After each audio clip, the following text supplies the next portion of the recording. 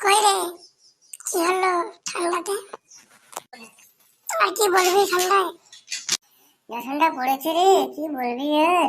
জীবনটা শেষ হয়ে যাচ্ছে, এত রে বেকার কাছাকাছি তাও ঠান্ডা যাচ্ছে না। আর কি বলবি, আমার তো তাই ব্যাপার। আমি তো 4টা 5টা কম্বল ঢাকা নিচ্ছি, তাও যাচ্ছে না। কিন্তু ভাবছি এরপর মাটির তলায় যে ঘুমাতে হবে, যা ঠান্ডা পড়েছে। ঠান্ডায় দিয়ে একটা আইডিয়া তো, দুধ করে খেয়ে লেপটে ধরে ঘুমিয়ে যেতাম।